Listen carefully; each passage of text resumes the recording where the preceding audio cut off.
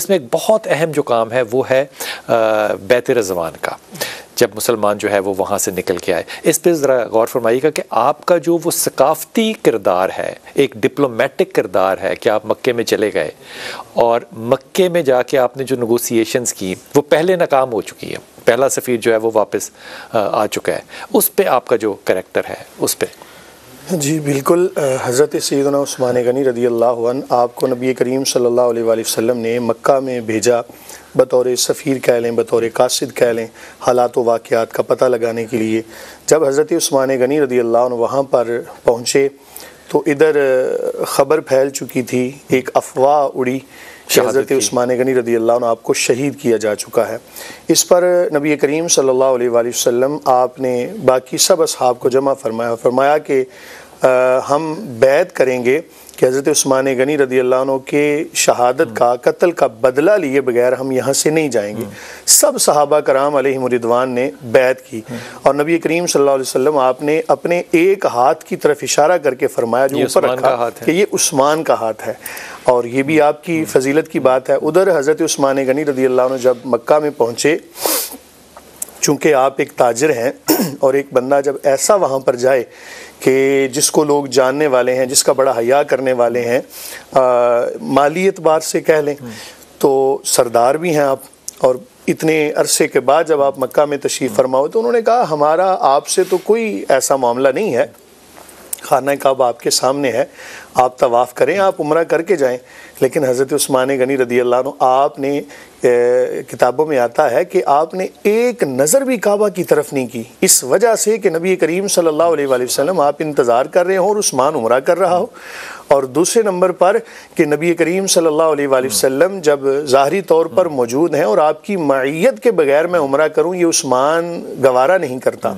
और इधर फिर जब बैत ली जा चुकी थी तो बाद में पता चला कि हज़रत उस्मान गनी रज़ियल्लाहु अन्हु आप बखैर आफ़ियत हैं, और इस पर यह भी पता चल गया कि हज़रत उस्मान गनी रज़ियल्लाहु अन्हु आपसे मोहब्बत करने वाले कितने हैं। और फिर नबी करीम सल्लल्लाहु अलैहि वसल्लम आपके मुबारक हाथ को अल्लाह ताला ने फरमाया यदुल्लाहि फौक़ अयदीहिम, क्या हबीब सल्लल्लाहु अलैहि वसल्लम ये आपका हाथ नहीं था बल्कि ये अल्लाह का दस्ते कुदरत था। ये जो बैत जिन लोगों ने की इनमें से एक बदनसीब था जद बिन कैस, इसने बैत नहीं की थी।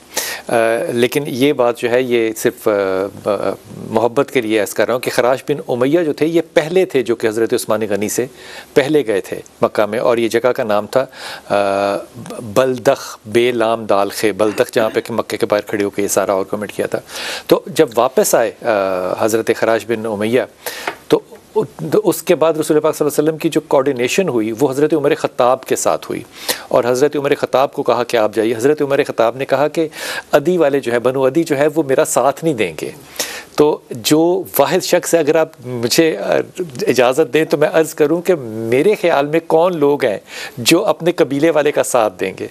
तो ये जो सजेशन थी कि हज़रत उस्मान गनी जो है ये हज़रत उमर ख़त्ताब ने सजेशन दी कि वो अपने कबीले वालों से जाए मिले, और वहाँ पे जाके आपकी जो नेगोशिएशन थी वो बाकायदा खुतबों के अंदर थी कि अगर तुम जंग करोगे तो तुम्हारा ये हाल होगा, अगर तुम जंग नहीं करोगे तो तुम्हें ये माली फ़ायदा होगा। ये नेगोशिएशन करते हुए वो वहाँ से बाहर निकले। ये जो सारा हम वाक़या जब पढ़ते हैं इन बैत रज़वान से, एक रवायत में तो ये भी आता है जैसे कि हज़रत ने फरमाया कि हम जंग करेंगे, एक रवायत में ये भी आता है कि सब्र के ऊपर जो है वो बैत ली गई। बैत रज़वान का जो किरदार है हज़रत उस्मान गनी का, इसमें कॉम्प्रिहेंसिवली ओवरऑल एक मुसलमानों के लिए एज अ उम्मत तासुर क्या पड़ा? बिस्मिल्लाहिर्रहमानिर्रहीम। सबसे बड़ी बात तो यह है इत्तबाए रसूल, जो हमें बैत रिज़वान से सबसे बड़ा दर्स मिलता है वो इत्तबाए रसूल का मिलता है कि मेरे रसूल सल्लल्लाहु अलैहि वसल्लम ने मुझे यहाँ पर बतौर कासिद भेजा है, और जब तक मेरे रसूल बैतुल्लाह शरीफ का तवाफ़ नहीं करेंगे मैं उनका तवाफ़ नहीं करूँगा। तो ज़ाहिर सी बात है। अब सैयदना उस्मान गनी रज़ियल्लाहु ताला अन्हु की इस सीरत से कितना बड़ा, हालांकि करने सारे यही आए हैं, सुभान अल्लाह। अच्छा, इसमें एक और बात है, सैयदना उस्मान गनी, अच्छा, इस पे अल्लाह के रसूल का भी एक जुमला है, कहा कि उनको 5 दफ़ा भी कहते तो वो फिर भी ना करते। जी सुभान अल्लाह, इतना एतमाद है, सुभान अल्लाह, इतना एतमाद। अच्छा, वो जो जब आप वहाँ पर तशरीफ़ ले गए, इसकी एक और बड़ी वजह भी है। तो अरब के सारे सरदार वहाँ पर इकट्ठे, उन्होंने कहा कि आप तो हमारे मोहसिन हैं, सैयदना उस्मान गनी से कहा आप हमारे मोहसिन हैं और हम अपने मोहसिन के साथ अच्छा सलूक करेंगे, आपको बैतुल्लाह शरीफ का तवाफ और देखने की इजाज़त है। अमान दी थी अबान बिन अलास, अमान भी वो सारे का सारा वो इसलिए दी थी क्योंकि वो आपको अपने मोहसिनों में शुमार करते थे। अब इसके अंदर एक और बड़ा खूबसूरत पहलू है बैअत रिज़वान का। बैअत रिज़वान में शामिल होने वाले सहाबा इकराम की तादाद 1450 है जी। और जब सारों ने बैअत कर ली, जिस तरह के मुफ्ती साहब बयान फरमा यदुल्लाहि फौक़ ऐदीहिम, अल्लाह तबारक व तआला ने फरमाया ऐ मेरे हबीब ये जो हाथ आपने इनके हाथों पर रखा है ये आपका हाथ नहीं है, ये दस्ते कुदरत का हाथ है। और फिर अल्लाह तबारक व तआला ने फरमाया ये जो 1450 सहाबा इकराम है, मैं क्योंकि सारों का बैत इसलिए है कि वो सैयदना उस्मान गनी का किसास लिए बगैर यहाँ से वापस नहीं जाएंगे। ऐ मेरे प्यारे हबीब आप सारों को बता दीजिए मैंने इन सारों को जन्नत की बशारत अता फरमाई। क्या बात है। अब शाह जी आपको शामिल कर रहा हूँ, आपको शेरियार दाऊद भाई, ये जो हया का पहलू है इस पे ज़रा गौर फरमाइए कि नबी पाक सल्लल्लाहु अलैहि वसल्लम जो है वो अपने चादर को नीचे कर लेते हैं जबकि हज़रत उस्मान गनी तशरीफ़ लाते हैं, इसको ज़रा खोलिएगा बात को। अल्लाहु अकबर कबीरा। हज़रत बीबी हमारी माँ आयशा सिद्दीक़ा रज़ियल्लाहु तआला अन्हा फरमाती हैं कि मेरे आका अलैहिस्सलाम आराम फरमा थे, लेटे हुए थे आप, और आपका तैबन मुबारक पिंडलियों से ऊंचा था। तो अबू बकर सिद्दीक़ रज़ियल्लाहु तआला अन्हु आए, सरकार अलैहिस्सलाम उसी तरह लेटे रहे, उमर फ़ारूक आए उसी तरह लेटे रहे।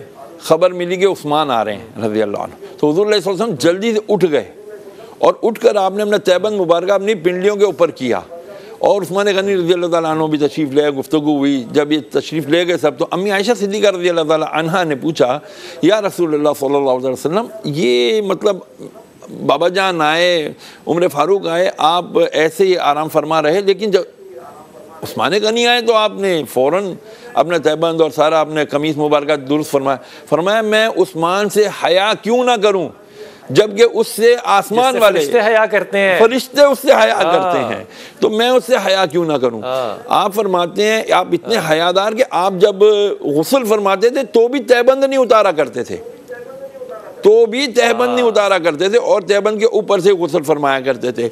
इसके अलावा फरमाते हैं जब से रसूलुल्लाह अलैहि वसल्लम ने फरमाया कि मेरा हाथ ये उस्मान का हाथ है, फरमाया उस वक़्त से मैंने ये अपना मतलब सीधा तो कभी शर्मगाह की तरफ लगाया ही नहीं था, मैं इस उल्टे हाथ से भी कभी मैंने कोई गैर शरई फेल नहीं किया, कोई काम नहीं किया। जिसकी शर्म व हया का ये आलम हो, तो मुझे मौला अली मुश्किल कुशा का एक कौल आ रहा है याद। आप फरमाते हैं नेक वो नहीं जिसकी जलवत पाक हो, नेक वो है जिसकी खलवत पाक हो। हाय हाय हाय हाय, इसको जरा तफसीर भी कर दीजिए। कहते हैं कि जिसकी तन्हाई पाक है, हाँ, वो पाक है। नेक वो नहीं जिसकी जाहिरी महफिल पाक है, नेक तो वो है जिसकी तन्हाई पाक है। आए मौला अली के इस कौल को लें हज़रत उस्मान गनी रज़ियल्लाहु तआला अन्हु के ऊपर कि किस तरह आज के नौजवान को ये पैगाम नहीं मिलता कि जो अकेले बैठ के पता नहीं क्या क्या कुछ देख रहा होता है इस गैजेट के ऊपर, क्या उसको अल्लाह का खौफ नहीं आता? बेशक बेशक। मैं छोटे से वक्फे पे जाऊंगा शाह जी, क्योंकि बदर की जंग जब हुई तो वो एक कुआं है, जो बदर है वो एक कुएं का नाम है बुनियादी तौर पे, लेकिन हज़रत उस्मान गनी जब मदीना पहुंचते हैं तो आपको अंदाज़ा है कि वो जो बुर्रोमा जो कुआं था उसको ख़रीदने का, उसका पानी जो है वो बिका करता था, that was not open to public, वो पानी बिकने वाला था। तो रसूल पाक सल्लल्लाहु अलैहि वसल्लम ने कहा कि इसको कौन लेगा, वो तकरीबन 35,000 रियाल में या दिनार में आपने ख़रीदा। ये जहन में रखिएगा कि आधा दिनार जो था वो अरब से लेके हबशा तक का किराया था, तो 35,000 दिनार जो है उसमें एक कुआं ख़रीदना और मुसलमानों को वक्फ करना, जिसका वास्ता जो है हज़रत उस्मान ने अपनी शहादत पे दिया था मुसलमानों को। अल्लाह ताला हमें हदायत दे।